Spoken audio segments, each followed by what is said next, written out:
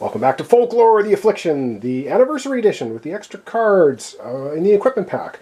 Alright, one minor correction. Well, it's not minor, it's actually pretty major. The Possessed thing here. Let's have a quick look at that, because I think I did that incorrectly. I'm pretty sure I did after reading the rulebook. So, while adventuring and during combat, allies with aura, one of you lose a vita the start of each round. I was giving Madmartigan, our crazed avenging madman, a damage every time he moved on the world map. Well, according to the rulebook, moving on the world map's not adventuring. Adventuring is when you bring a tile out and set your miniatures down on the board.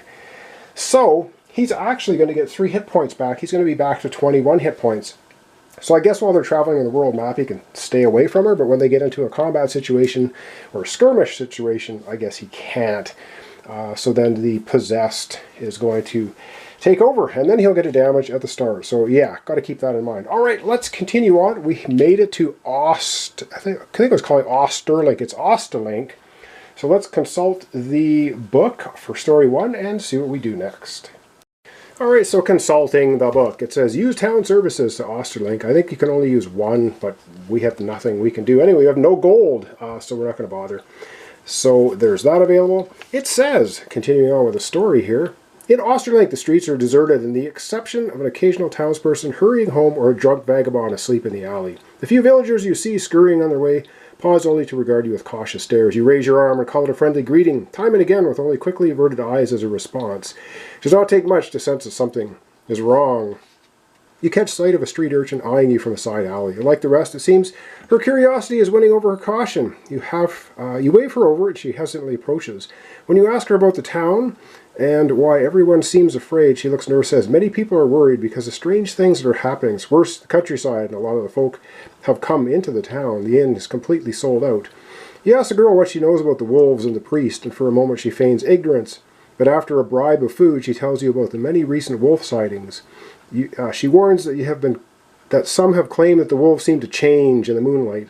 With a full mouth, the urchin says she knows nothing of a visiting priest, but that you might be able to find out more answers at the inn. Oh my God, we have to go to the inn? We have Madmartigan. That's not a good thing. All right, so now we get to choose your path. So basically, we have 2 options. We can read through this, but if it's a story mode, it's not required to share information, blah, blah, blah. So basically, we have a choice of what to do. So, will you give the street urchin some spare change? Guess what? We have no spare change. We have zippity-doo-dah, nothing at all, 0. So, choice 1, a character may give the street urchin a coin. Well, we can't. So we have to pick choice 2. You decide to be uncharitable. Well, we don't decide it. We have no money. We're as poor as she is. The leader must read story moment 70 on page 50. So let's head to page 50 for story moment 70. Alright, so as to not give you spoilers, because this book has all of the different things in here, I'll just read it. It says, you hesitate, waiting to help the young beggar, but decide the bread you used as a bribe was enough for meager information. You turn the rest of the group and direct them towards the inn. The leader must pass Awareness 9 to notice the urchin picking your pocket. What? Awareness 9. We don't have an awareness keyword, ecology, nerve, so it's the leader. Who is our leader right now? Madmartigan. So he has to pass an Awareness 9. Okay, let's get out the dice tray and figure this out.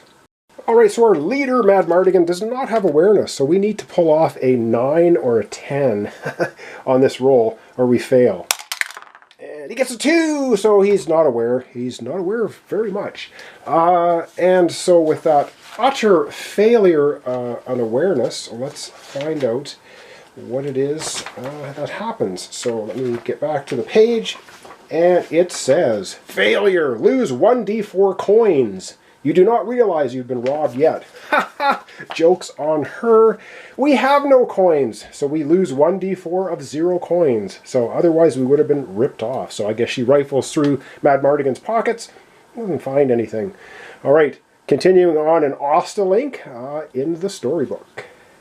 Alright, so we will be just carrying on in the book. Now, I don't believe, because we have Madmartigan with us, our avenging madman, he goes nuts into the in the inn, so we're just going to read through and see what it says for us to do. True to the urchin's words, the inn is bursting with people and heated conversation. Most of the patrons look to be farmers, with the occasional merchant in the crowd.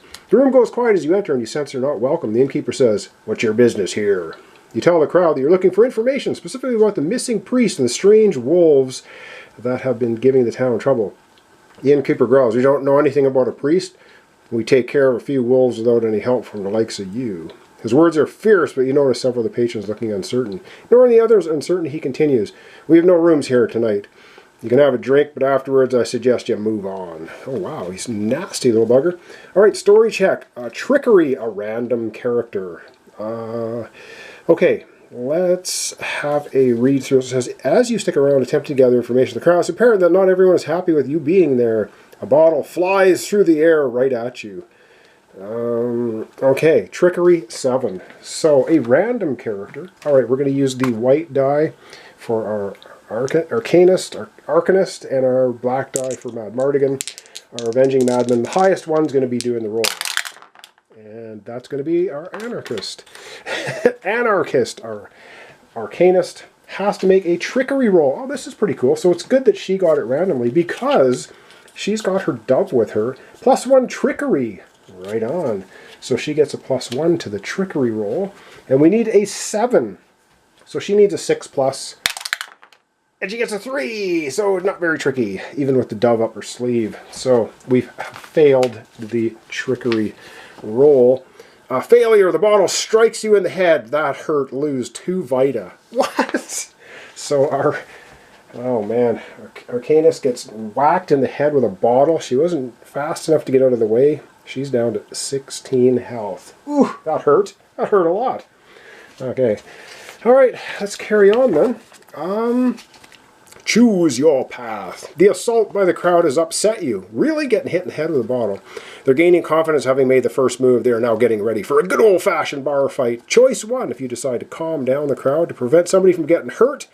Read story moment 37 on page 47. Or if you decide to teach these peasants a lesson for being uncooperative, read story moment 58 on 50. Mad Mardigan's not going to put up with having our Arcanist give a bottle to the head, so they're gonna teach these peasants a lesson.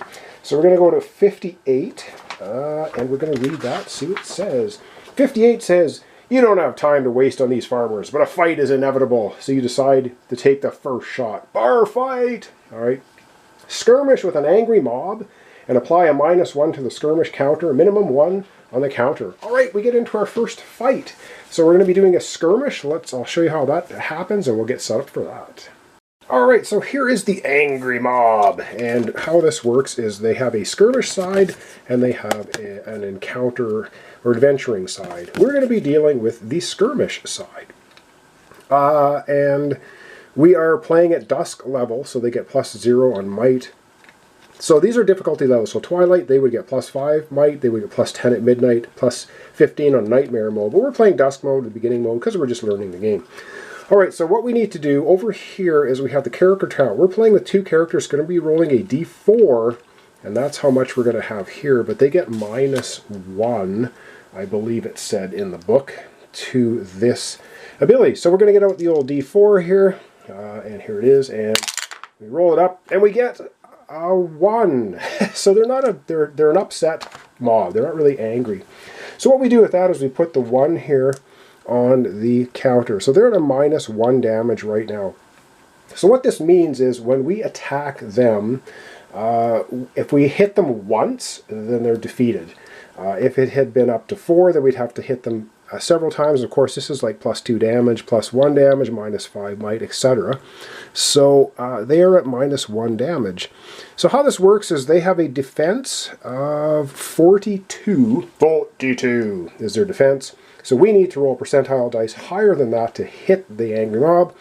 And they have 6 coins, so we're going to get 6 gold coins apiece when we smack down the angry mob.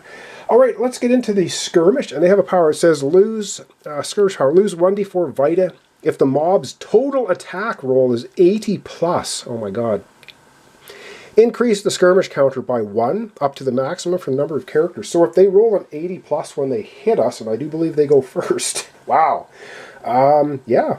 Then we're going to be in trouble. Alright, we have a whole bunch of stuff going on because Mad Mardigan's got a soldier with him. He gets +5 defense, 1 attack to melee damage. We also have something for melee, which is we have to decide what we're doing. We're either attacking or we are defending. Now, you can still attack when you're defending, but you get minus to your might roll, but you do get a bonus to your defense. So we have to decide for each character if we're attacking or defending.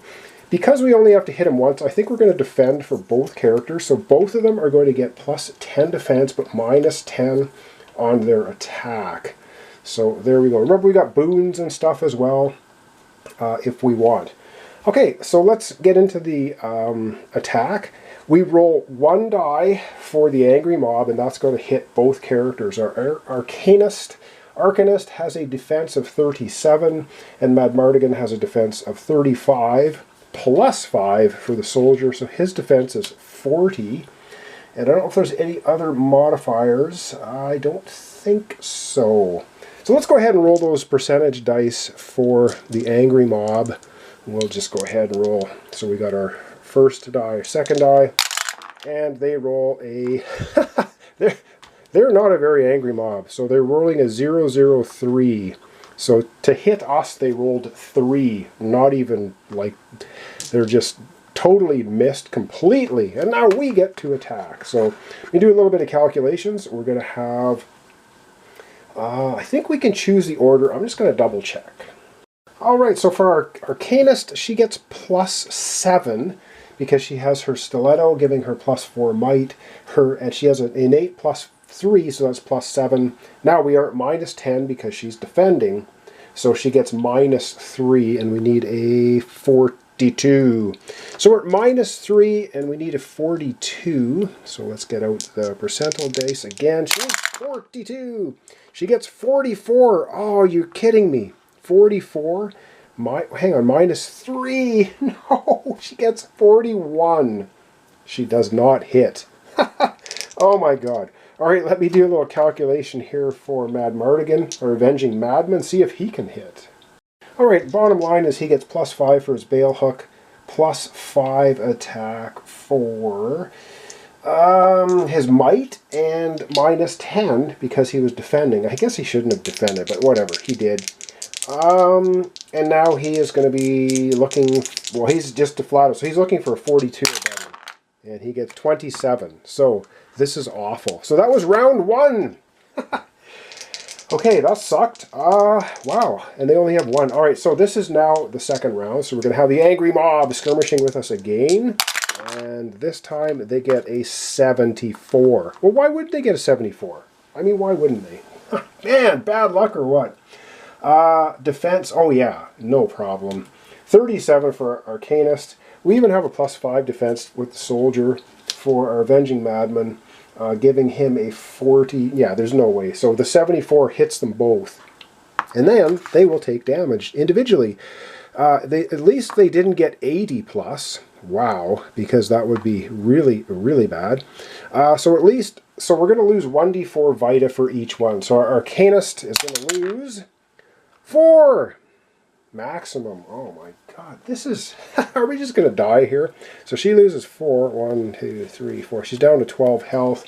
And Madmartigan loses 3. Oh, fantastic. Absolutely fantastic. So he loses 3. 1, 2, 3. He's down to 18. Alright, now they get to hit against the angry mob. So I got to change my battery. We're going to come back and we'll start off again with the Arcanist.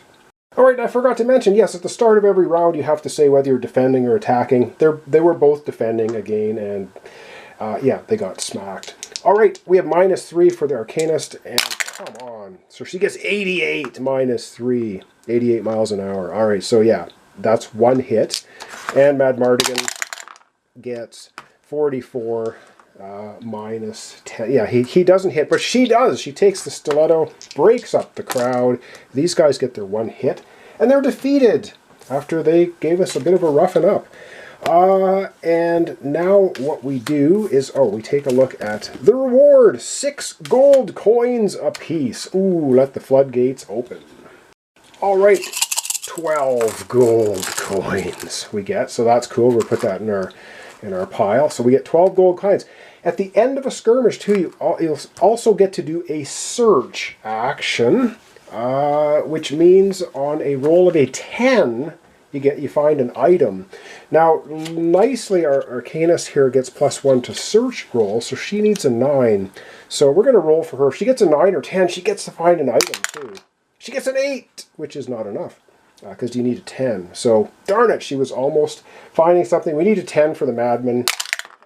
He rolls a 6. So we don't find any items, but we do have 12 gold. So at least we have now some cash that we can do something with. All right, we've taken care of the angry mob.